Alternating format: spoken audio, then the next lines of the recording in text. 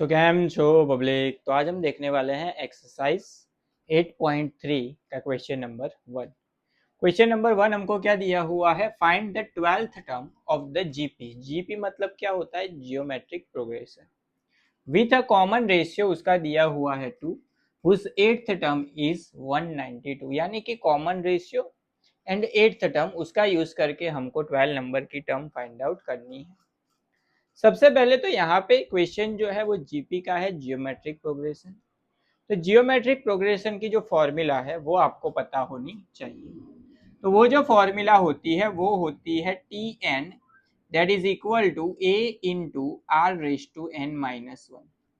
T N मतलब last term of the GP, a मतलब क्या होता है, first term of the GP, r मतलब है कॉमन रेशियो एंड एन मतलब है कौन से नंबर की टर्म फाइंड आउट करनी है वो। अब यहाँ पे देखिए, सबसे पहले हमको जो फाइंड आउट करना है ना उस पर फोकस करते हैं। हमको क्या फाइंड आउट करना है, 12 नंबर की टर्म फाइंड आउट करनी है। इसका मतलब n की जगह पे क्या पुट करेंगे, 12।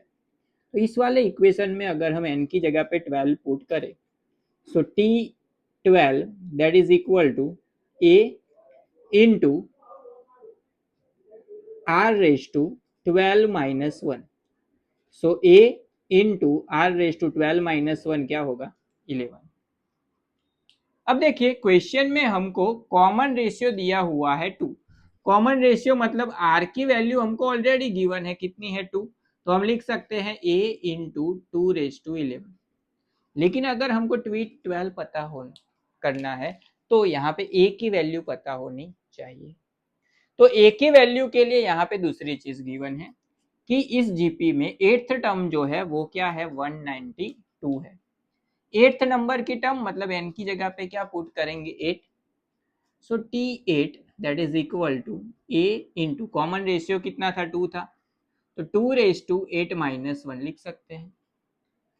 T8 उसकी वैल्यू कितनी गिवन है, 192, that is equal to a find करना है इंटू यहाँ पे 2 रेज टू 8 माइनस 1 क्या होगा, 7। तो इसको लिख सकते हैं 2 रेज टू 7। अब देखिए इसका आंसर क्या मिलेगा, 2 रेज टू 7 का। सो वो फाइंड आउट करे उससे अच्छा है कि इसको हम फैक्टराइज कर दें, तो वो इजी रहेगा।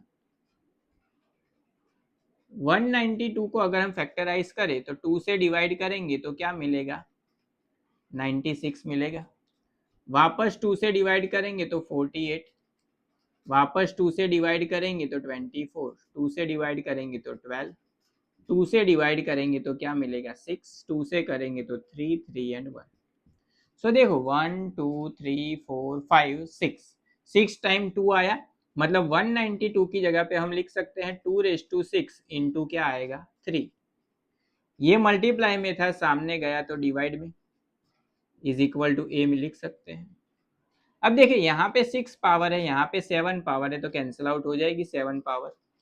नीचे सिर्फ क्या बचेगी, 1 पावर, क्योंकि हमको पता है डिवीजन में जो है वो पावर क्या होती है, माइनस होती है। तो इस 6 पावर को अगर हम नीचे ले तो 7 माइनस 6 लिख सकते हैं, तो 7 माइनस 6 क्या होगा, 1।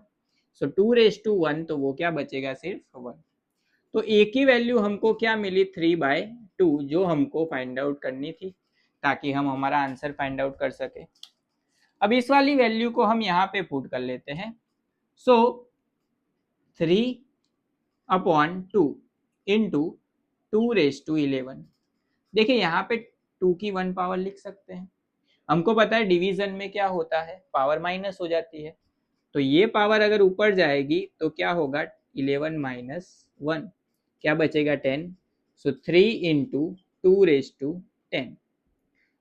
2 रेज टू 10 फाइंड आउट करके उसको किससे मल्टीप्लाई करेंगे, 3 से मल्टीप्लाई करेंगे, तो हमको आंसर क्या मिलेगा। तो हमारा आंसर होगा 2 रेज टू 10। सबसे पहले तो ये लिख लेते हैं, 3 इंटू 2 रेज टू 10 क्या होता है, 1024, क्या होता है, 1024। तो 3 इंटू 1024, तो वो होगा तुम्हारा 3072, जो हमको फाइंड आउट करने के लिए बोला गया था। यानी कि ये जो जीपी होगी उसमें 12 नंबर की जो वैल्यू होगी वो क्या होगी, 3072।